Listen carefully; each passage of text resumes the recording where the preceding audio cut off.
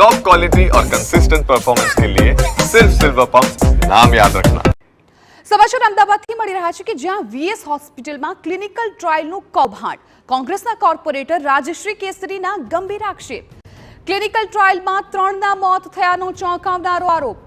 500 થી વધારે દર્દીઓ પર ક્લિનિકલ ટ્રાયલ કરાયું હતું। રાજશ્રી કેસરી પાસે એમઓયુની કોપી હોવાનો પણ દાવો કર્યો છે। હોસ્પિટલે ક્લિનિકલ રિસર્ચ માટે કરેલા એમઓયુની કોપી હોવાનો દાવો કર્યો। એમઓયુમાં વીએસ હોસ્પિટલના સુપ્રિન્ટેન્ડન્ટ ડોક્ટર પારુલ શાહની સહી હોવાનો પણ આક્ષેપ કર્યો। ડોક્ટર દેવાંગ રાણાની નિમણૂક એનએચએલ કોલેજના ડીન દ્વારા ક્લિનિકલ રિસર્ચ માટે કરાયાનો દાવો। ડોક્ટર દેવાંગ રાણાએ પારુલ શાહને ઓક્ટોબર 2024માં પત્ર લખ્યો હતો। પત્ર લખી એક જ એકાઉન્ટમાં ક્લિનિકલ રિસર્ચના નાણાં જમા કરાવવા વિનંતી। તો કોંગ્રેસના કોર્પોરેટર રાજશ્રી કેસરીનો આક્ષેપ છે કે 19 એપ્રિલે યોજાયેલી પ્રેસ કોન્ફરન્સમાં જે માહિતી આપવામાં આવી હતી તે સદંતર ખોટી હતી। આ મામલે વીએસ હોસ્પિટલના સુપ્રિન્ટેન્ડન્ટની લઈને તમામ અધિકારીઓને આ બાબતોની જાણ હતી। કૌભાંડીઓને છાવરવા માટે ડોક્ટર દેવાંગ રાણાનો ખોટો ભોગ લેવામાં આવ્યાનો આક્ષેપ કરવામાં આવ્યો છે।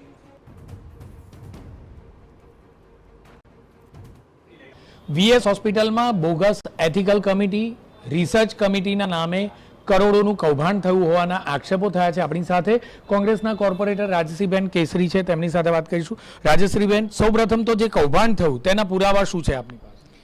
જે એકાઉન્ટમાં પૈસા ટ્રાન્સફર થયા અને જેણે લેટર લખ્યો સુપ્રિન્ટેન્ડન્ટને એ લેટર મારી પાસે છે। જે રિસર્ચ કંપનીએ કર્યો એ રિસર્ચ કંપનીના ડોક્યુમેન્ટ્સ આખો એમઓયુ મારી પાસે છે। બીજી જૂનામાં બી જે એમઓયુ કર્યા છે એમઓયુ મારી પાસે છે। અને જે ઓર્ડરો કરેલા છે કે દેવાંગ રાણાને ક્લિનિકલ રિસર્ચ હેડ તરીકે કે પ્રિન્સિપલ ઇન્વેસ્ટિગેટર તરીકે આમાં રાખવા વીએસ હોસ્પિટલમાં, એના ડોક્યુમેન્ટ્સ બી મારી પાસે છે। પ્રતિક પટેલ ઓર્ડર કરીને ગયા છે, મનીષ પટેલ ઓર્ડર કરીને ગયા છે। આ બધાના ઓર્ડરની કોપી મારી પાસે છે અને એની સાથે આ ડોક્યુમેન્ટ્સ બધા જ મારી પાસે છે। જે એમઓયુ છે, કઈ કંપની સાથે એમઓયુ કરાયા હતા, કેટલા દર્દીઓ પર પરીક્ષણ કરવામાં આવ્યા હતા, રિસર્ચ કરવામાં આવ્યા હતા, અને આ દર્દીઓમાં કોઈ પણ વ્યક્તિની તબિયત લથડી હોય તેવું આપના ધ્યાન પર? હા, આમાં એક આ એસ્ફોર રિસર્ચ કરીને મારી પાસે ટોટલ 3 થી 4 એમઓયુ છે, જેમાં એસ્ફોર છે, રિદ્ધિ છે, બીજી એક કંપની છે, એમ 3 થી 4 મારી પાસે એમઓયુ છે કે જેમાં વીએસ હોસ્પિટલની સાથે એમઓયુ કરવામાં આવ્યા છે કે આ રીતના અમે અહીંયા ક્લિનિકલ ટ્રાયલ કરીશું। એની સાથે 2024માં એક છેલ્લો કરવામાં આવેલો હતો, એનું બી મારી પાસે રિપોર્ટ છે કે એ ડોક્યુમેન્ટ્સ અહીંયા મારી પાસે હાજર છે। મહત્વની વાત કે આ વ્યક્તિઓ જે દર્દીઓ હતા તેમને કેટલી રકમ આપવામાં આવતી હતી અને મૃત્યુ થયાની પણ વાત છે, આપના ધ્યાન પર શું? મારા ધ્યાન પર એક બેન આવેલા છે કે જે બેન એમના પોતાના દીકરાની વાત કરી રહ્યા છે કે મારો દીકરો આ રીતના ક્લિનિકલ ટ્રાયલમાં એક્સપાયર થયો છે અને આ જ રીતના આ લોકો ગેરકાયદેસર રીતે ક્લિનિકલ ટ્રાયલ ચાલતું હોય છે, એવા એક બેન મારી પાસે અમદાવાદમાંથી આવેલા છે। આમાં અંદાજિત આંકડો તો હું બી ના કહી શકું કે કેટલો હોય છે, કારણ આ લોકો ક્યાંથી આવે છે મને બી ખબર નથી, પણ 3000થી શરૂ થતા હોય છે તો પછી એમાઉન્ટ મોટી થતી જતી હોય છે। પણ સૌથી વધારે ફાળો આમાં પ્રિન્સિપલ ઇન્વેસ્ટિગેટરને મળે, ડીનને મળે અને હોસ્પિટલને મળે। આપણા કેસમાં એવું થયું કે વીએસ હોસ્પિટલના ખાતે એક પણ રૂપિયો જમા થયો નહીં, બધા જ પૈસા ડૉક્ટરોના ખાતામાં જમા થયા કે ડીનના ખાતામાં જમા થયા। વીએસ હોસ્પિટલને કશું જ આટલા બધા રિસર્ચ કર્યા પછી, 500 ક્લિનિકલ ટ્રાયલ કર્યા પછી વીએસ હોસ્પિટલના ખાતામાં એક રૂપિયો જમા થયો નહીં, એ બહુ શરમજનક વસ્તુ છે। કેટલા વ્યક્તિના મૃત્યુ થયા છે? અંદાજિત મારી પાસે હાલ 2 થી 3 જણા આવ્યા છે કે 3 જણાએ એવું આશંકા કરી છે કે આ ક્લિનિકલ ટ્રાયલમાં અમારા લોકો મૃત્યુ પામેલા છે, એવી એક આશંકા જાહેર થઈ છે। જે કમિટીની વાત હતી, આપની પાસે કાગળ પણ છે, તો કયા પ્રકારના કાગળ છે, કયા પ્રકારના પુરાવા છે આપની પાસે? આ એક લેટર હું બતાવી રહી છું કે આ લેટરમાં એવું બતાવી રહ્યું છે કે આ દેવાંગ રાણા પારુલબેન શાહને એક લેટર લખી રહ્યા છે કે હું આ મારો એકાઉન્ટ નંબર છે ને આ મારો પ્રિન્સિપલ ઇન્વેસ્ટિગેટર તરીકેનો જે શેર છે એ એકાઉન્ટમાં જમા કરવામાં આવે અને ટ્રાન્સપરન્સી રાખવામાં આવે। નીચે પારુલબેને એવું કહ્યું છે નોટેડ કરીને, જ્યારે પરમ દિવસે પારુલબેને પ્રેસ કોન્ફરન્સમાં એવું કહ્યું છે કે મને તો આના વિશેની કોઈ માહિતી જ નથી, કે મને આના વિશે કંઈ ખબર જ નથી। એના પછીથી આ એક એસ્ફો લેબોરેટરીનો લેટર છે કે એસ્ફો લેબોરેટરીમાં એવું કહેવામાં આવ્યું છે કે અહીંયા એણે વીએસ હોસ્પિટલ સાથે એમઓયુ કર્યા છે અને આ એમઓયુ કરવામાં એમણે પાછળ બતાવ્યું છે કે આટલા ક્લિનિકલ ટ્રાયલ આપણે કરીશું અને એની સાથે એમાં બતાવ્યું છે કે એમાં પારુલબેન શાની અને બીજા બધા ડૉક્ટર્સની સહી છે. આની સાથે મારી પાસે પ્રતિક પટેલે ક્લિનિકલ હેડ તરીકે દેવાંગ રાણાને રાખવા એનો ઓર્ડર બી મારી પાસે છે. મનીષ પટેલ બી આવો ઓર્ડર કરીને ગયા છે કે દેવાંગ રાણાને આ રીતના ઓર્ડર અમારે રાખવો.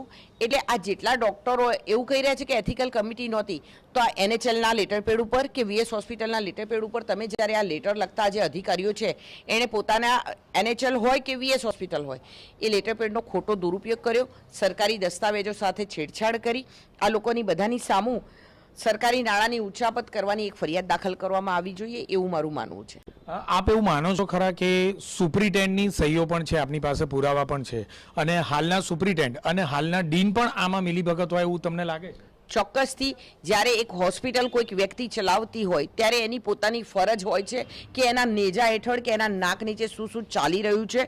આ ડીનને બી ખબર હતી, આ સુપ્રિન્ટેન્ડન્ટને બી ખબર હતી કે આ શું શું ચાલી રહ્યું છે, પણ બધાએ પોતાના ખોતામાં પૈસા આવતા એટલે બધાએ પોતાને સગાના એકાઉન્ટમાં પૈસા આવતા એટલે ઢાંક પીછોડો કર્યો છે અને પોતાની વાતને બધાને છુપાવવાનો પ્રયત્ન કરેલો છે. અત્યાર સુધી કેટલા દર્દીઓ પર રિસર્ચ થઈ અને કેટલી દવાઓની કંપનીઓની રિસર્ચ થઈ, આપની પાસે કોઈ માહિતી છે? મને એટલી ખબર છે કે 500થી વધુ ક્લિનિકલ ટ્રાયલ થયા છે. કેટલી 500થી વધુ દર્દીઓ પર ટ્રાયલ થયેલી છે.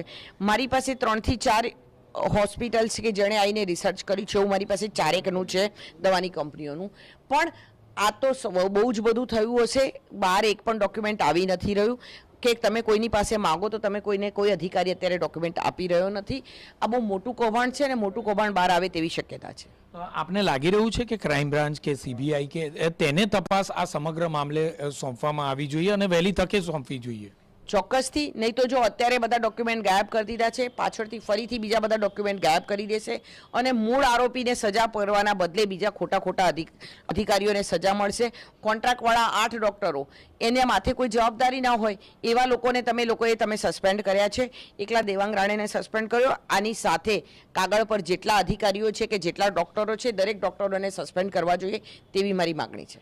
ટૂંકમાં કહીએ તો જે પ્રકારે સમગ્ર કૌભાંડ આચરવામાં આવ્યું હતું તે 1-2 દિવસનું નહીં પરંતુ અનેક વર્ષોથી ચાલી રહ્યું હતું, ત્યારે આ કૌભાંડની અંદર સુપ્રિન્ટેન્ડન્ટ, ડીન સહિતના ઉચ્ચ અધિકારીઓની નાક નીચે આ પ્રકારનું કૌભાંડ વર્ષોથી ચાલતું હોય અને તેઓ અજાણ હોય તે વાત ગળે ઉતરે તેમ નથી. કેમેરામેન નટવર પરમાર સાથે જિગ્નેશ પટેલ, TV9.